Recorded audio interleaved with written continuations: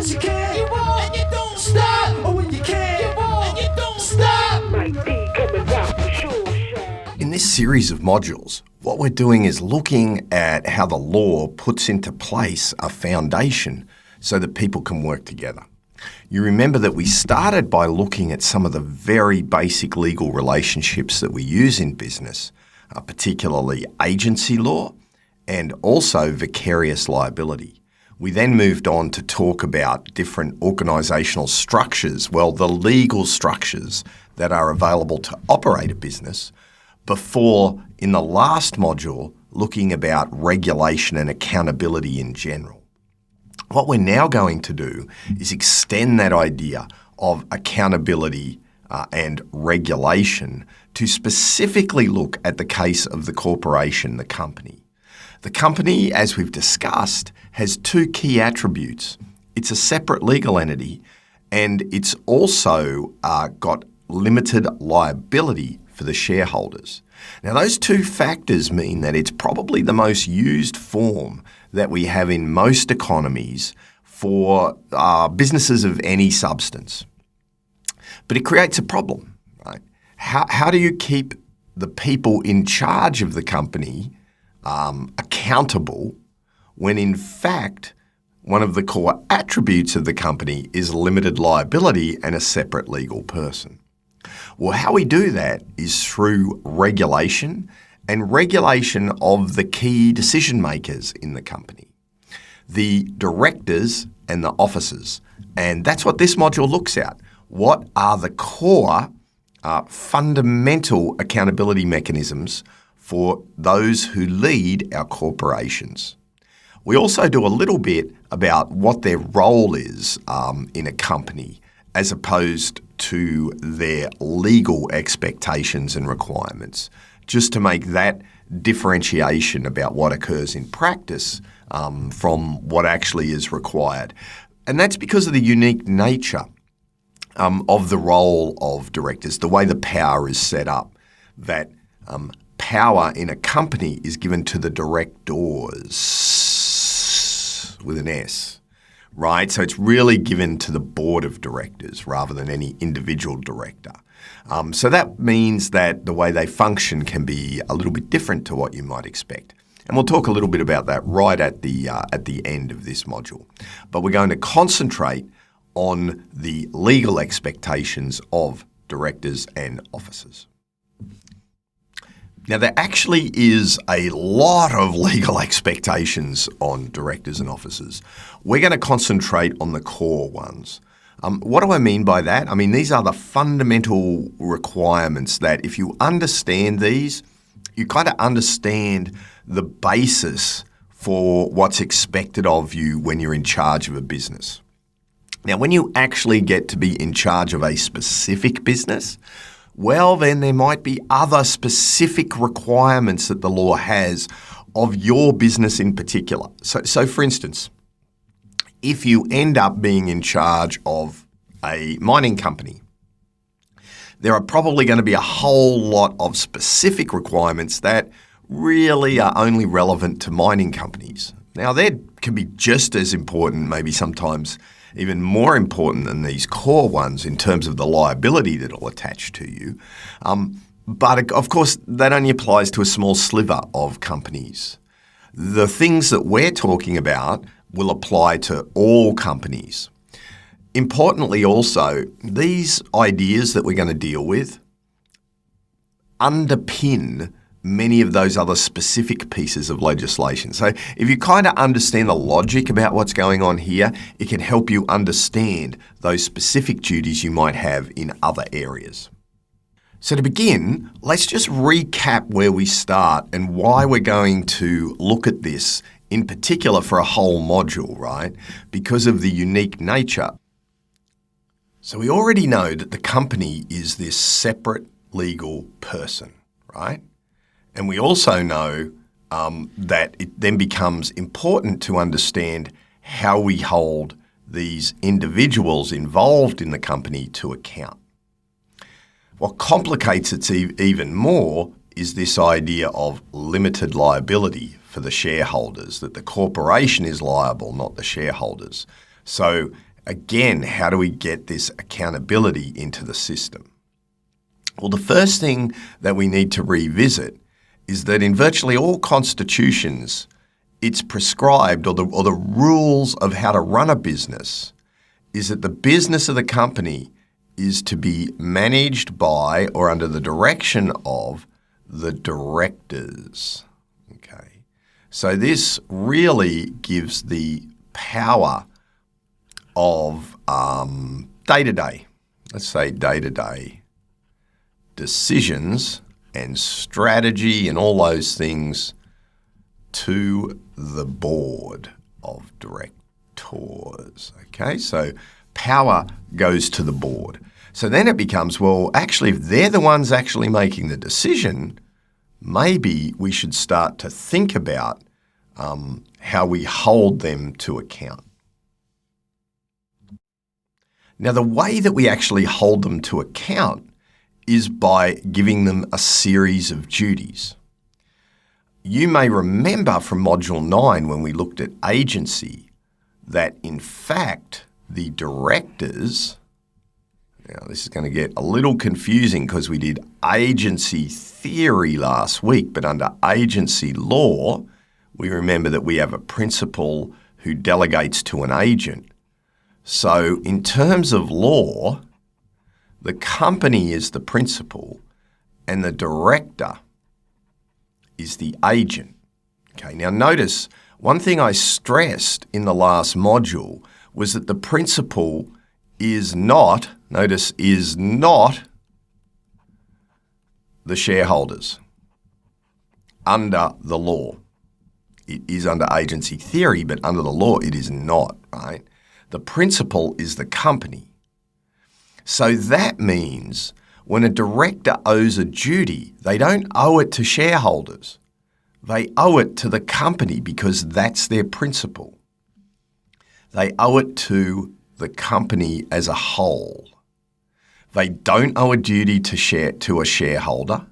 They don't owe a duty to a creditor or to society or to employees or to other stakeholders. They owe it to the company. It's a pretty big concept. It's very easy to say, but I think it's hard to wrap your head around.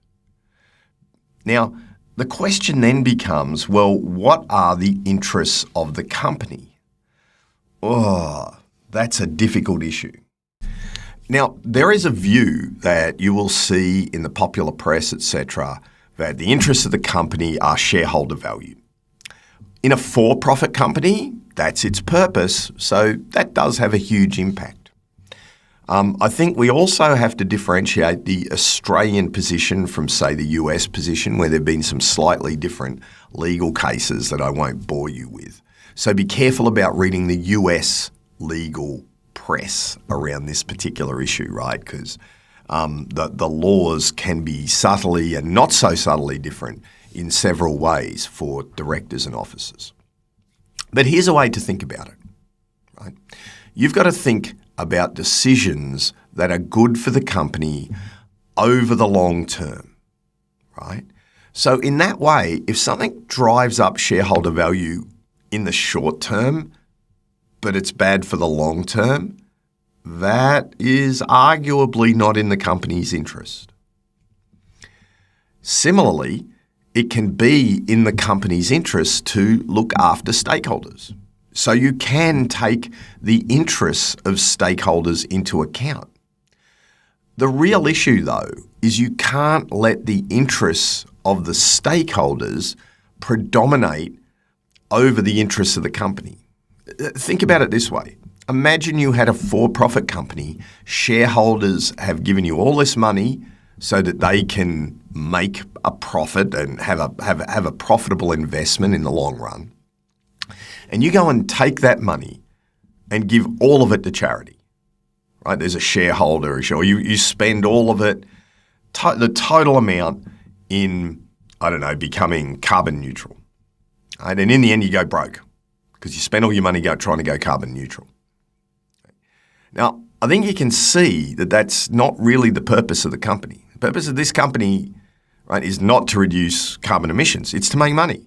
Now, Like if reducing carbon emissions makes people want to buy your product more, makes you more sustainable in the long run, increases your social license, all of these arguments, you can make a lot of arguments as to why you need to think about like carbon neutrality as part of your decision making.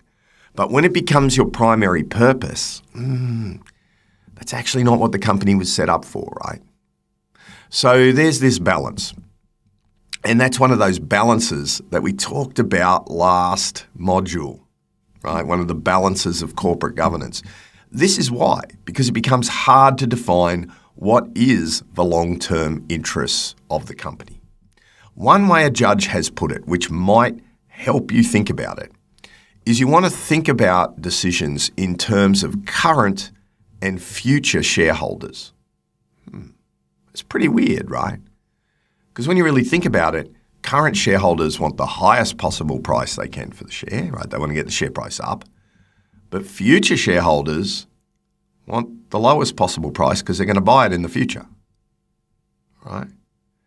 But what we're really talking about is kind of maximising the wealth generation for shareholders over perpetuity, if you can, in a company. So again, I understand that this can be a little bit of a difficult issue because it's not clear cut, and the interests what the interests of the company are change with context. So, for instance, it says here we've got here on the notes that directors don't owe creditors. People who lend you money that you don't owe creditors a duty, and that's true. The fascinating thing is, though, as a company approaches insolvency, so as a company is more likely to go broke, the interests of the company become more aligned with the interests of creditors. So think about it this way. If you don't have the support of the creditors and you're going broke, if they want all their money back, you're going to go broke and it's going to kill the company, right? So you got to look after the creditors. You got to look after the creditors more than you got to look after the shareholders in that context, if you're going to look after the long-term interests of the company.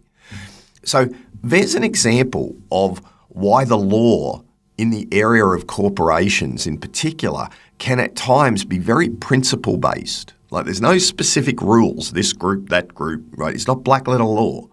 It's this principle of looking after the company as a whole, which is kind of current and future shareholders, all the shareholders together, not the majority of shareholders, all the shareholders together, that those interests can change as you approach insolvency, the creditors become more important, and also that you can take stakeholders into account. It's not this clear-cut issue. It's this balance that's embedded into the principles of our legal system. So now that we understand who a director owes their duty to, the company as a whole, well, you also might want to know who can actually be a director, right? Who are these directors? Now, I'm not going to go into the technical components of how you become a director and what qualifications that you actually need. Let's leave it at this point at saying, look, if you can be validly appointed to be a director under the Corporations Act, then you're a director. But actually, it's more than that, right? It's more than those who are validly appointed. Yes, they're directors, but also if someone acts like they're a director, acts in a position as a director, right? That is called a de facto director, okay?